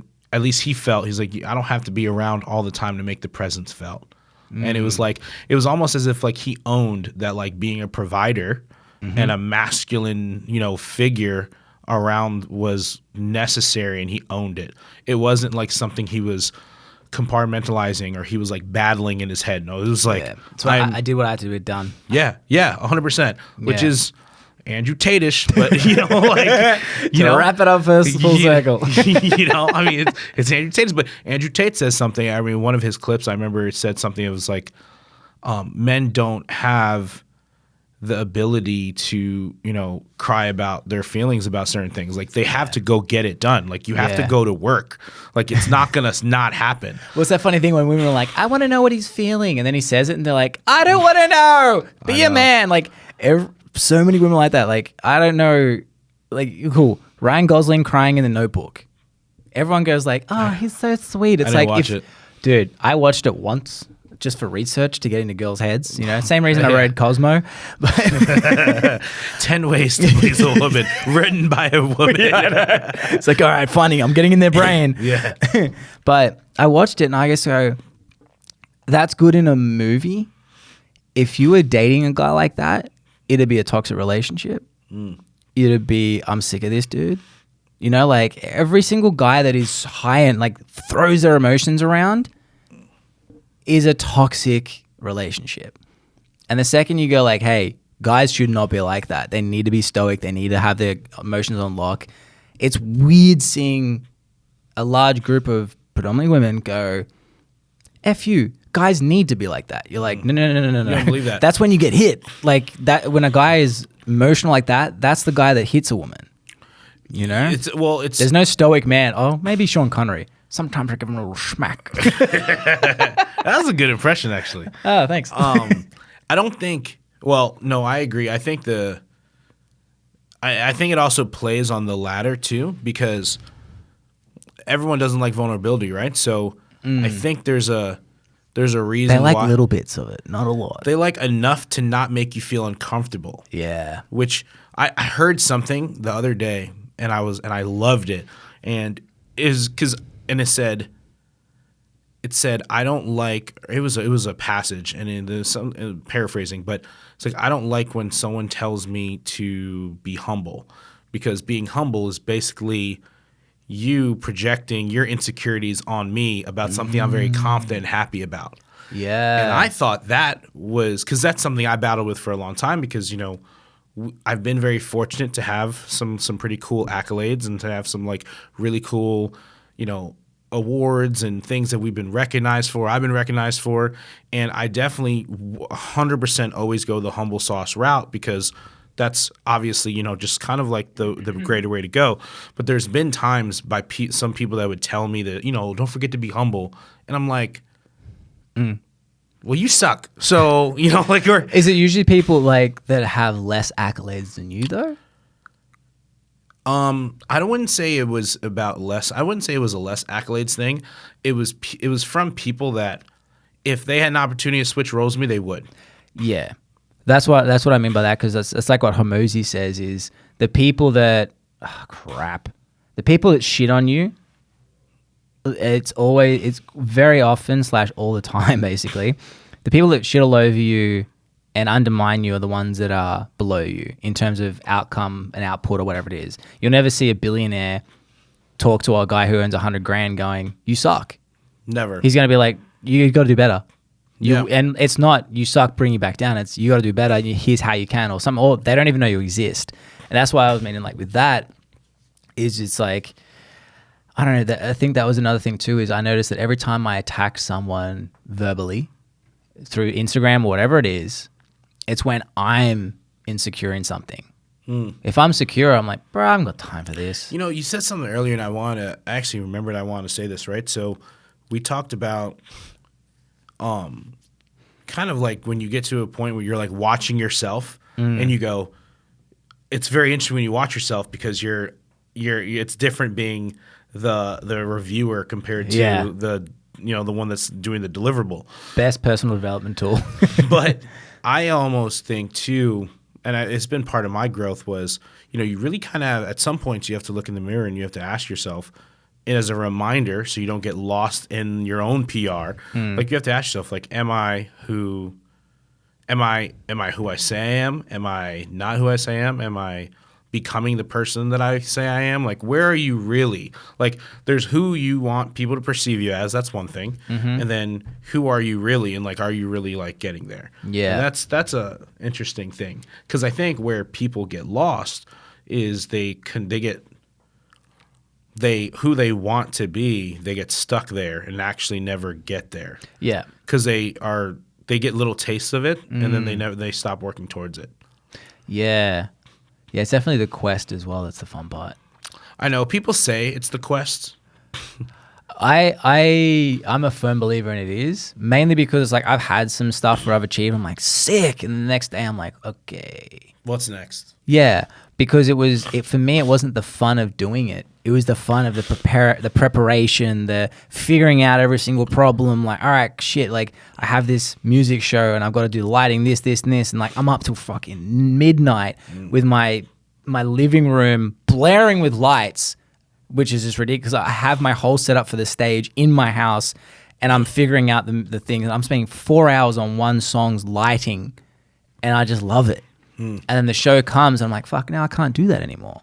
I have to find another show. I need to do again. I need to do that again, because the fun was the preparation and anticipation of the show or the goal or whatever it is. So do you think it's what do you love more or what do you hate more? I think it's what do I love more, because I love building. And so that's the thing. It's like, you know, I've always gotten told like, oh, you're never satisfied. It's like, dude, if I was satisfied, I would have retired at 20 and been homeless. You know, like that's the thing that keeps you going for me anyway. And like, you know, like right now with everything else, like, okay, I've onboarded 3 people. I've got people involved because they're like, hey, I want to be. And I'm like, all right, sweet. How can we do this? And how can we start building this vision? It's the building that's so exciting. And it's like, all right, cool. Last year was blank. This year, here's the vision. All right. And then, you know, I'm not a big fan of like 3, 4, 5 years. I'll have 5 years in terms of like, I want a big thing. Like, okay, I want a group of friends who crush it together and have fun, but work their fucking asses off. That's my vision of 5 years, but I don't know who those people are going to be, but I'm always working towards that. Because as an entrepreneur, dude, it's fucking lonely. It is so lonely. So for me, it's like, all right, how do I build a friend group that has the same deals, like same values as me? But in pursuit of that, I have to do the first step, which is like make enough money to bring them in. Yeah. Figure out how to sell the vision to keep them in, and then, you know, all these little hurdles along the way. That's the fun. I also think, man, you know, and I say this in my entrepreneurship journey, and I've had this conversation with a few people that I've worked with and hired and fired over like the years, but you know, I think there's a huge misconception of entrepreneurship, right? People think that we're in it for the money, which the money is an aspect and is a role. It's a tool. It's a tool, but it doesn't start there. Like, I don't think entrepreneurship ever really starts there. At least my journey didn't start there. Like, it started for like a bigger picture, like a vision type item. Yeah. And then you learn that money is the tool to get you there. And, you know, in the misconception of entrepreneurship, you know, for as hard as you work, right, to make this off the ground, you could probably focus on one thing, get some sort of salary paid job, 6+ figures, have health insurance, and when you leave work, you leave your work there and you get to go home and not think about these things. Yeah. Like I think about when I was a bartender, when we were bartenders, right? You have a crazy ass shift. Your shift ends. You clean bar. And then the rest of the evening or the next day, you just try to get laid. Like that's it. That's all. Like next goal. Yeah, but your mind is not fixated on, you know, the business, what it's doing, what it's performing, payroll, this, that, you know, budgets. There's a freedom in just having that clock out mentality. There is a freedom in that, and I talk to a lot of my friends. Just not for me. I agree. I talk to a lot of my friends that, you know, are in that situation, but they love it. Like that's why I asked that's originally where the question came from. Like, what do you hate? Are you motivated by what you love most or what you hate most? Steadiness. Okay, so that question, predictability is my fear. Like you tell me the idea of a 9 to 5 for me personally, terrified. Also because it's like working in the bars, for example, my brain's always been systematic building I can't help it. So like we were given 3.5 hours to set up the whole level. They had 2 guys on the bottom level, me on the second level. I figured out the system to do it in an hour and a half. And this is when I realized working an hourly wage is not my jam. 100%. Because I was like, I told them once, I was like, all right, guys, I'm done. 90 minutes in a 3.5 hour job. And like, sweet. Can you clean the bin room now? What? Why? So you're telling me if I took 3.5 hours, that's the only thing I would do. But now because I'm good at my job, you're going to make me do more and squeeze more from that orange. And so that was 19 years old. That's when I was like, oh, this is not for me. Now it took me 5 years of Figuring it out. And then I went to personal training. But that was the whole thing that I realized at 19. I was like, I can't do it this way. And even with my team, I don't hire them based on hourly. At least you learned it earlier than I did. Oh, really? Yeah, because, so I went to college, and I went to college for things that I We're did going to wrap not. it up. Sorry, soon, dude. Oh. No, you tell your story. I just Okay. realized the time. I'm going to be late for my next meeting. Okay. All right, so, oh, man, look at that. All right. Jeez. I have one. And that actually interrupted the call. I've had one call and one text, and I interrupted the podcast. Oh, wait. Do you have notifications on your socials? Because Because that's cheating if you do. No, I don't. Mine's off. I don't. Emails. Those are emails. See, I got notifications off emails too. Come on, dude. All right. So quickly, right? So when I went to college, and I dropped out. And when I dropped out, I was a store manager, or I was an area director for Aldo, like shoe store, right? And Wait. My first job was a shoe shop, a shoe store as well. What was it? Payless shoes. Oh, 14 and a half years old. The Subway of shoes. Yeah. It was. It's like dealing with bunions and shit. Yeah. It's like, oh, kitty, can you try these shoes on? I'm like, oh, Jesus. No, Aldo. See, That's what I hate. Aldo was dope because it was high end, at least high-ish end women's shoes. So, Oh, nice feet. so that's where you develop your foot fetish. shit. That's where fun things about this. I end up one of our stores was extremely successful because I was basically hiring girls that could have been doing OnlyFans before OnlyFans. That really ruined Hooters, huh? It did. But if you knew that Rafael was the store manager of a store, because you knew by who worked there, and my mind, and I would tell corporate, I'm like, well, we need pretty women to sell other pretty women shoes. It's like pretty women follow pretty women, and guys go where pretty women are. Yeah, so true. The nightclub model. It's the nightclub model, Yeah. and we crushed it. And then I would hire all my fraternity brothers as stock guys. So I was creating a From the Beta Boys? From the Beta Boys. So I was creating a dating profile for a dating venue for these guys. Rafael Tinder. Yeah, Rafael's Tinder. It's historic in our frat though, how many people I hired through that. But anyways, so I was working there, and this was before I was a bartender. Mm-hmm. And this one girl she was like, "Hey, I need off on Saturday." And I was like, "Why?" Wait, did you say I need off? She said, "I need off." Dude. Okay, side note. Okay. It's need to be off or need to work. Stacy, my wife, does the same thing, and every time I'm like, what is this language? Oh, really? And a couple of my friends here when I came here, same thing. A couple of friends do that too. They're like, all right, I need, that needs cleaned. And I'm like, what? Yeah. Skip English, the words. motherfucker. Listen, don't let these words prison you. I don't live between these lines, bro. I do, man. Freedom is in discipline. No. Freedom's in discipline. Freedom's also outside the U.S. That's another conversation. So this girl goes, "I need to be off on Saturday," and I go, "Why? It's our busiest day." And she's like, "Oh, I make more money bartending," and I was like, "How much more money do you make?" And she's like, "Oh, on Saturdays I make $500 to $600."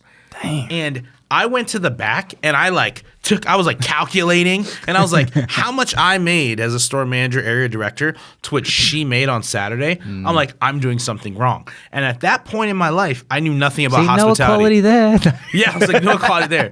At that point, I didn't know I really didn't know about hospitality. And so that was like the entry level into me getting into hospitality, was trying to leave retail. And at that time, I was like 3 years into retail. I just did a Miramar Outlets, right? It was the first year they did a 24-hour open for Black Friday. And I worked like 24 hours straight. And I was just exhausted. But like, retail is one of those 9-to-5 things where they pat you on the back, they write you a nice email, and they say thank you, and you feel really good, but your paycheck's still the same. It's the same every time. And I had this feeling, I was starting to get there where I was like, damn, like no matter how hard I worked, I got paid the same, and I hated it. Yeah. So I ended up, long story short, I take the dive, and all of a sudden I leave retail, and I'm serving and bartending I'm serving first at TGI Fridays, and I'm making like $300 a night, which is significantly more than I was making as store manager 5 to 6 days a week. Then I was like, how can I make more? Right? So then I became a bartender because I was like rolling silverware, and I was like, why doesn't Mike roll silverware? And they're like, and I had a date that night with this girl, and they're like, well, bartenders don't have to roll silverware. And I was like, well, sign me up to be a bartender. And I became a bartender because I wanted to go see a girl and I didn't want to roll silverware. But when I became a bartender, what I loved about bartending was it felt performance-based, right? Like if you get good service, if you can handle more people, if you can be efficient, if I can be more efficient, if I could handle more people, if I can move up the ladder, and if I can be really nice and work my tips, you can really be paid what you feel like you're worth. And I remember the last 3 years when I left the industry, I was working downtown Naples, and I was making 6 figures easy. 6 figures. I was working at Thai Bahama, I was working at Seesaw. And it was just one job alone, 6 figures. And then eventually I was like, okay, how can I take it to the next step? So going back to what we were saying, I feel like now as an entrepreneur, you can really get paid your worth based on your skill set, based on what you bring to the table, based on the industry, and it really becomes uncapped. But that was my whole getting into the idea of like wanting to get paid what you're worth and like really feeling your value started from that all the way back selling shoes. Nice. So we both started with feet. Both started with feet. Yeah. Now we're here. Yeah. That's cool. All right. So for anyone who's trying to find out where Rafael is, how do you pronounce it? It's like just Rafael, or can I get like spicy? Like Rafael. You spice that up. Rafael. I mean, I'd prefer you to be, a female doing that. But, Sorry. Yeah, no. Rafael. Yeah. But Anywho. Sorry, we'll get distracted. I'm late. Where can they reach you? Yeah. So individually on my personal profiles, Rafael J. Feliciano on Instagram, Rafael Feliciano on all social media platforms. Then our company is Main Course Hospitality, and then our foundation is the Think Pineapple Foundation. So one is for hospitality, one gives back for hospitality, and there's me in the middle. Nice.